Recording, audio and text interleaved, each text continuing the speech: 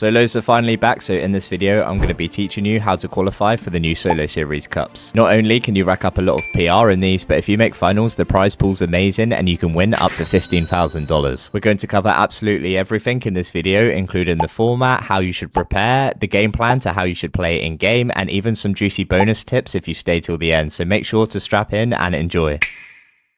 Firstly, it's important that we talk about the format because it's not your usual opens followed by finals. Instead, there'll be 6 qualifiers where your points will accumulate, but only 4 of your highest scoring weeks will count towards your total. For example, if you got 100 points in the first 2 qualifiers, but then you got 200 in the last 4, it would be these last 4 that count, and your total would be all 4 of these added together, which would be 800. The top 100 solos per region that have the highest total will then progress to finals. So the main thing here is consistency. You're allowed 2 bad weeks, but if you have a third or more, then this is going to affect your total and you probably won't qualify. The point format is unchanged from what it used to be, 60 points for a win and 2 per elimination. This is good because you can go back to the old solo cash cups on Fortnite Tracker or Sirion and look how many points it was to get in the top 100. Or if you're watching this video after there's already been a few solo series, you can use these and they'll be even more accurate. The benefits to knowing how many points you'll roughly need to qualify is it breaks it down, making it way less daunting, but also you can plan out your games.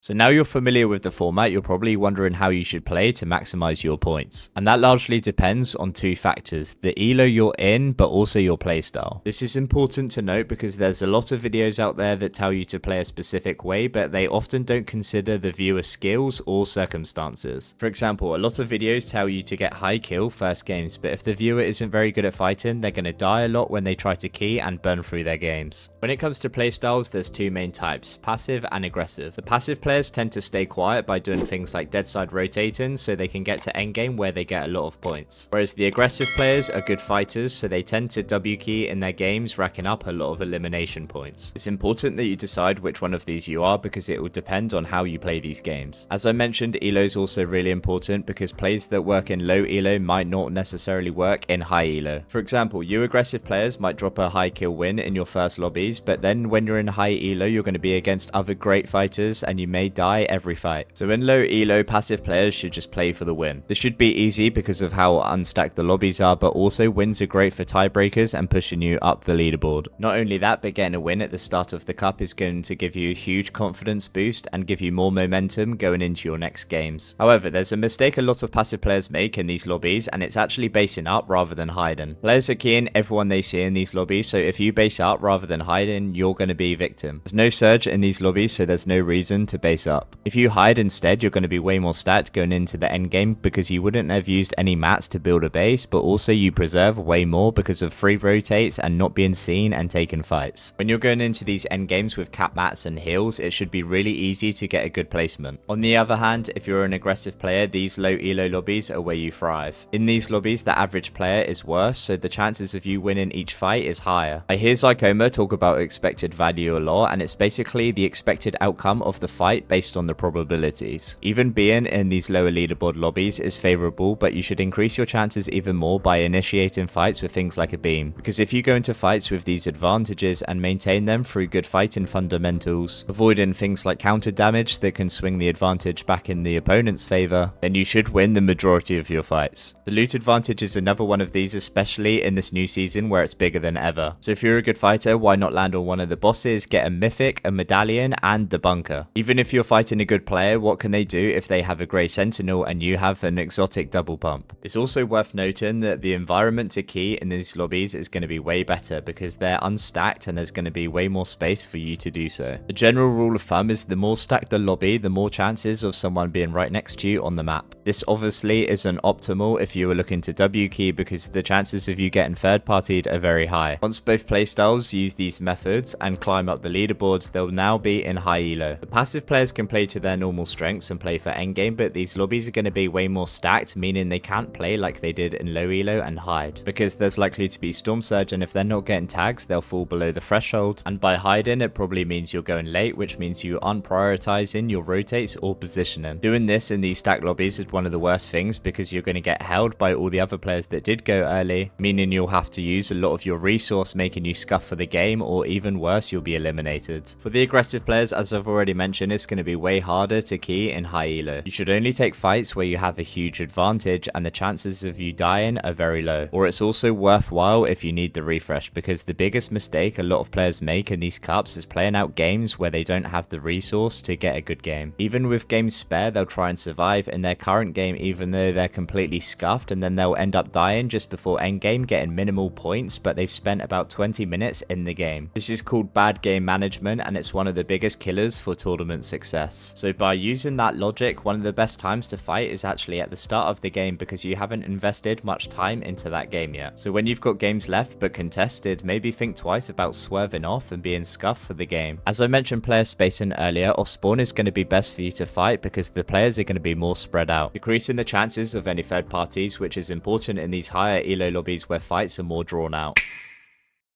Next, we're moving on to how you should prepare for these cups, and this comes in two main forms. The pre-planning and research you do for these cups, but then on the flip side, the practice and how ready you feel as a player. Let's go through the list of things I always recommend that you have pre-planned for tournaments. The first being a drop map. This is obviously really important as it's the first thing you do in your game. You can either have the best landing, get a few early kills, and then have the whole POI to loot, or the flip side, you keep getting out dropped and then burn through your games. Also a loot path, because even if you have the better drop, you need to maintain this upper hand by looting faster and more efficiently, which will give you the loot advantage over your opponent. This is key to winning them off spawn fights, but you'll also be ready to leave your POI faster, meaning you get priority on rotates. Talking of, the next thing you want planned is your rotates on every zone pool. I don't want to hear any excuses that you only pulled bad zones. You need to be prepared for every possibility. Even the worst ones won't be as bad if you've pre-planned, which helps with them tournament nerves. The next is a storm surge plan detailing when and where you're going to get your surge tags. Surge is all about preparation, so don't be that guy that's left it too late and is now jumping in a box to get some desperate damage. And the last is a general game plan. Everything I've covered goes into this, but it can cover other strategies like how you're going to force high every game. Disclaimer, this isn't me saying every single detail needs to be pre-planned, because every game is going to be different, so just find what works best for you. As for how you should be practicing for these cups, it hugely depends on where your weakness lies. The best thing for finding this out is going to be to VOD review any solo tournament or next best things solo scrims. Whatever your findings, you would then prioritize that in your training, which is doing it first in your session, because this is when you're going to be most fresh and it will lead to the best improvement. For example, if you realized you're terrible at endgame, then scrims and cup endgame would be at the start of your sessions. If you have limited time to practice, the best thing you can do is set a schedule with clear goals of what you want to achieve in that session. It's a common mistake I see with a lot of players, even those with little time. They just hop on and play the game mindlessly, and it leads to no improvement.